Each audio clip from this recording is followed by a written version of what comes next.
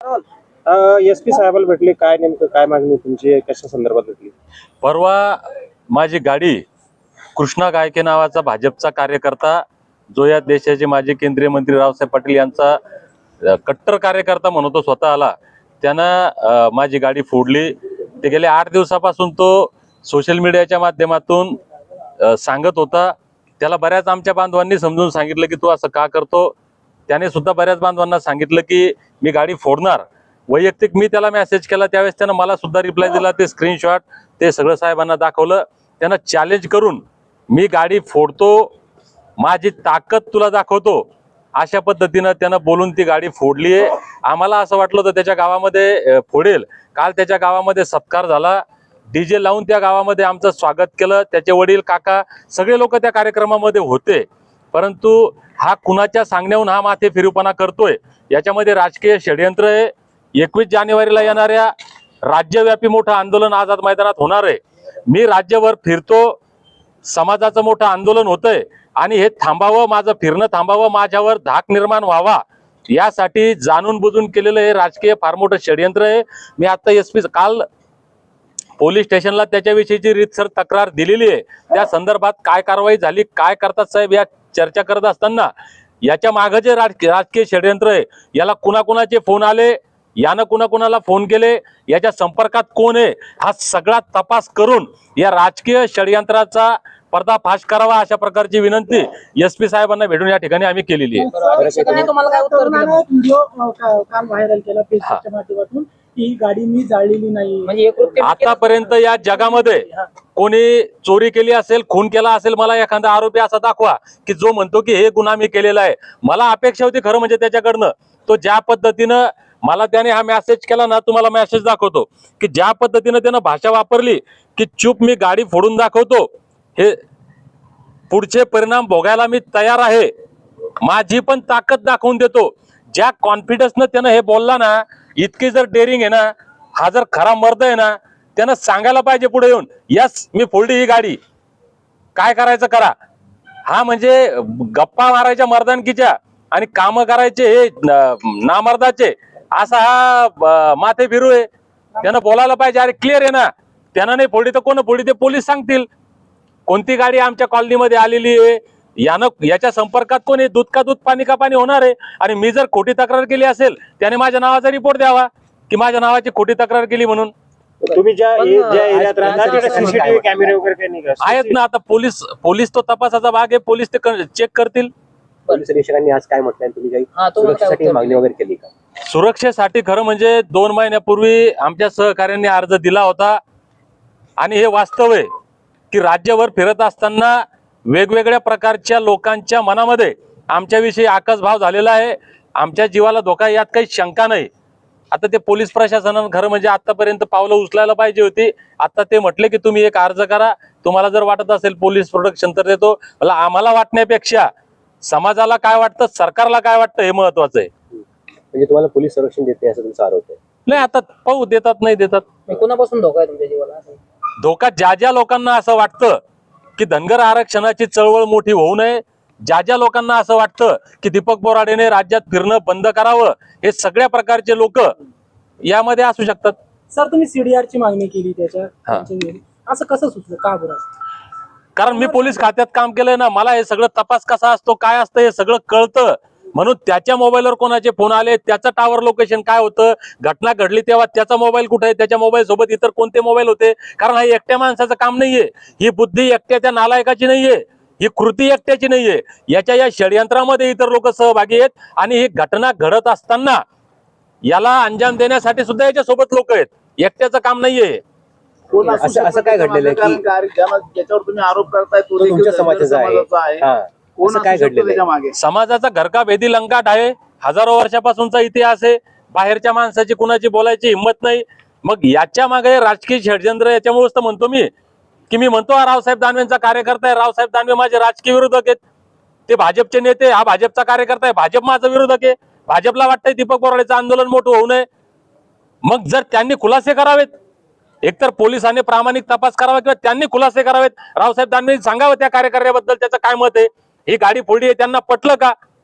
आज ही जी घटना घडली आमच्या कॉलनीमध्ये आमच्या परिवारामध्ये दहशत निर्माण करण्याचा हा प्रयत्न केला, याचं समर्थन रावसाहेब पाटील दानवे करतात का?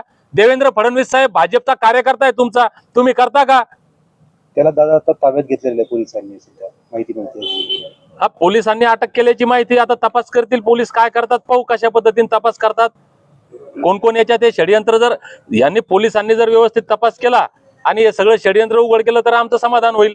बरं, शेवटचा प्रश्न. 2 महिन्यापूर्वी तुम्ही पोलीस संरक्षणासाठी अर्ज केला, मात्र तुम्हाला अद्यापर्यंत संरक्षण मिळालेलं नाहीये. पोलीस त्याला जबाबदार असं वाटतं? नाही, मी अर्ज केलेला नाही. मला आता समाज बांधवांनी काल ज्यावेळेस हा विषय निघाला त्यावेळेस समाज बांधव म्हणाले की आम्ही 2 महिन्यापूर्वी निवेदन दिलेलं आहे. पण आजचा एसपी साहेब म्हणाले की तुम्हाला वाटत नाही तर तुम्ही अर्ज करा, आम्ही त्या बाबतीमध्ये निर्णय घेतो. थँक्यू. चला. भैया काय सांगाल, तुझ्यावर एका व्यक्तीने आरोप केले की तुम्ही गाडी फोडली एका व्यक्तीची, काय नाव? सर्वप्रथम आज श्रीमंत योगी यशवंतरावजी होळकर यांची जयंती, त्यांच्या जयंतीनिमित्त मी सर्वप्रथम त्यांना विनम्र अभिवादन करतो. व जो काल झालेली घटना, ज्या दीपक बोराडेंनी माझ्यावरती जो आरोप केलेला आहे की मी त्यांची गाडी फोडली म्हणून, हे आरोप बिनबुडाचे आहे. तुम्ही सिद्ध करून दाखवा. माझी प्रशासनाला विनंती आहे, तुम्ही हे आरोप सिद्ध करून दाखवा, तेव्हा मला आरोपी ठरवा. पण ठीक आहे, आरोपी ठरवण्याचं कारण काय? तुम्ही समाजात दिशाभूल करताय 100%. जो 24 तारखेला धनगर समाजाचा एसटी आरक्षणाचा मोर्चा झाला व जे 17 तारखेला मराठवाडा मुक्ती संग्राम दिनानिमित्त जी उपोषणाची तयारी झालेली होती, त्या लढ्यामध्ये मी कायम सोबत होतो. पण तुम्ही जेव्हा धनगर समाजाचे पहिले तुम्ही एसटी आरक्षण हा मोर्चाचा जो संदर्भ होता, जे उद्देश होतं की धनगर समाजाला एसटी आरक्षण मिळाले पाहिजे, तुमची पहिली प्रामाणिक भूमिका होती. नंतर जेव्हा तुम्ही स्वतः मार्केटिंग मध्ये उतरले, जेव्हा तुम्हाला समाजाने वरती लो फोकस केला, त्यानंतर तुम्ही स्वतः डायरेक्ट तुमच्या नजरेतून म्हणा, तुमच्या शब्दातून म्हणा, लगेच लक्षात यायला लागलं की तुम्हाला कोणत्यातरी पक्षाचा वास येतोय. माझा आरोप 100% की तुम्ही धनगर समाजाची दिशाभूल केलेली आहे. कशामुळे केली? मी त्याचे माझ्यापाशी पुरावे आहे.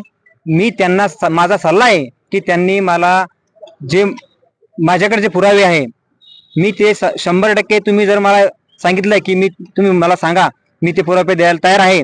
त्यानंतर आमचे पुण्यश्लोक अहिल्यादेवी होळकर यांचे जे वंशज आहे भूषणसिंह राजे होळकर, यांना तुम्ही डावललं, यांना तुम्ही खाली बसवलं. होळकरशाहीचा अपमान म्हणजे आमच्या धनगर समाजाचा अपमान आहे. त्यानंतर धनगर समाजासाठी अहोरात्र काम करणारे गोपीचंद पडळकर आहे, तुम्ही त्यांना डावललं. का डावललं तुम्ही?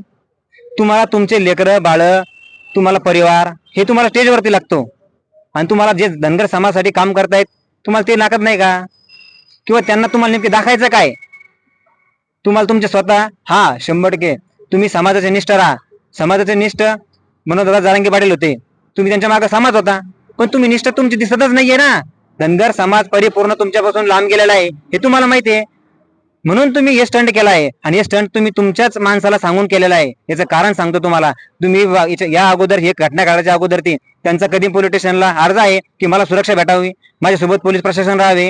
हे तुम्हाला सध्या भेटलेला की म्हणजे मला सांगायचं तात्पर्य की बाबा तुम्हाला सध्या फक्त नाही का तुमच्या समोर मीडिया नाही गेली पाहिजे, तुम्हाला सध्या फक्त मीडियासाठी तुम्हाला हिरो व्हायचंय. तुम्हाला समाजाशी काही देणं घेणं नाही राहिलेलं आहे. तुम्ही आतापर्यंत जेव्हा उपोषण संपल्यानंतर तुम्ही जेशिब्या लावल्या, फुलं उधळले, काय सिद्ध भेटलं तुम्हाला? तुम्ही मला सांगा, तुम्ही सिद्ध काय केलं? धनगर समाजासाठी, धनगर समाजाच्या पदरात काय पडलं आतापर्यंत? 100% काय पडलं सांगा तुम्ही मला. माझा प्रश्न आहे, तुम्ही धनगर समाजाने त्यांच्या कष्टाचा पैसा होता त्यांनी जमा करून दिला, त्याचा हिशोब आहे का? माझा आरोप आहे, 100% आरोप आहे. मी तुम्हाला सांगतोय, आरोप म्हणजे माझे काही चुकीचे आरोप नाहीये. हे सर्वसामान्य धनगर समाज हे माझ्या भावनाशी खेळतोय. म्हणजे सर्वसामान्य धनगर समाजाला माहिती आहे की दीपक बोराडे यांनी धनगर समाजाची दिशाभूल केलेली आहे. सर्वांना माहित होतं. 24 तारखेच्या मोर्चामधून सर्वांना अपेक्षा होती की मुंबईचा नारा निघलाच पाहिजे होता. तुम्ही का नारा दिला नाही? तुम्ही नारा द्यायला पाहिजे होता ना की चलो मुंबई म्हणून. 24 तारखेच्या तुम्ही का नाही केलं? जेव्हा शिष्टमंडळ प्रशासनाने शिष्टमंडळ पाठवलं, तुम्ही प्रशासनाकडून का टाइम घेतला नाही? किंवा तुम्ही त्यांना त्या सांगितलं नाही की जोपर्यंत भेटत नाही तोपर्यंत तुम्ही का माघार घेतली? तुम्ही त्यांच्या प्रशासनाला तुम्ही अल्टिमेट द्यायला पाहिजे होतं. तुम्ही त्यांच्याकडून टायर पैर करायला घेतला पाहिजे होता. तुम्ही त्यांच्याकडून नाही घेतला. तुम्ही तुमच्या स्वतःच्या मनानेच की आता उपोषण सोडणार आहे म्हणून. म्हणजे याचा अर्थ सरळ सरळ तुमचं मॅनेजमेंट कार्यक्रम आहे ना, सिद्ध करता तुम्ही. आणि राहिला विषय की तुम्ही जे सांगताय की मी भाजप पक्षाचे किंवा माझे नेते त्यांचे असेल, हे ठीक आहे. बा मी पक्षाचं काम करतो, परंतु मी पक्षाच्या अगोदर मी धनगर समाजाचा एक भूमिपुत्र आहे, मी धनगर समाजाचा एक कार्यकर्ता आहे, मी चळवळीत काम करतो. याच्या अगोदर हे बघा, त्यांचे जेव्हा ते उपोषणाला बसले होते त्याच्या अगोदर सगळ्यात पहिले नाही का कलेक्टर ऑफिसला निवेदन माझं होतं, मी शासनाला अल्टिमेट दिलेला होता, मी उपोषणाला बसणार होतो. तुम्ही त्या अगोदर बसले, ठीक आहे, मला समाजाविषयी प्रेम म्हणून तुम्ही बसले, मी तुमच्या सोबत राहिलो, कायम सोबत राहिलो. बाकी मी तुम्हाला सांगतो, जोपर्यंत 24 तारखेपर्यंत तुमची नीतिमत्ता चांगली होती तोपर्यंत आम्ही तुमच्या सोबत कायम होतो, दिवस रात्र इथं होतो. तुम्ही आजही बघा, माझे फोटो बघा, माझे सर्व प्रोफाईल बघा, सगळ्या गोष्टी करा. मी सांगतो तुम्हाला की यामध्ये कोणत्याही पक्षाचा काही संबंध नाहीये. माझ्यासोबत सकल धनगर समाज माझ्या सोबत आहे व तसेच 18 पगड जाती सर्व समाजाचे सर्व घटक माझ्या सोबत आहे. मी तुम्हाला सांगतो, आबा दानवे हे तुमच्या पाठीशी आहेत आणि त्यांनीच हे घडवलेलं आहे असं पण त्यांनी आरोप केलेला आहे. मी तुम्हाला पहिलेच सांगितलं की यामध्ये पक्षाचा कोणताही संबंध नाही. मी ऑलरेडी पक्षाच्या पहिले मी धनगर समाजाचा एक भूमिपुत्र आहे आणि मी चळवळीत काम करणारा व्यक्ती आहे. यामध्ये आमची लढाई ही वैचारिक आहे, विचारांची लढाई आहे आमची, याच्यामध्ये पक्षाचा कोणताही संबंध नाही. बरं, धनगर समाज तुम्ही म्हणता आता दीपक बोराडे यांच्या पाठीशी नाही, काय कारण बरं असं काय झालं? कारणच आहे ना, कारण तुम्हाला तुमच्या धनगर एसटी आरक्षणासाठी तुम्हाला समाजाला प्रमाणपत्र मिळावं यासाठी तुमच्यापाशी दुसरा उद्देश नाही. कारण तुम्हाला फक्त तुमची स्वतःची मार्केटिंग, तुम्हाला जे 24 तारखेला जो मोर्चा घडला त्या मोर्चामध्ये तुम्ही नाही का स्टेजच्या बॅनरवरती अजूनही बघा माझ्यापाशी प्रूफ आहे की त्याच्यावर कोणत्याही महापुरुषाचा किंवा आमच्या अस्तित्वाचा अहिल्यादेवी होळकर यांचा फोटो नाहीये. तुमच्या गाड्यावरती तुम्ही स्टिकर टाकून फिरताय आणि त्याच्यावर अहिल्यादेवी होळकरचा फोटो आहे का? तुम्ही मला दाखवा.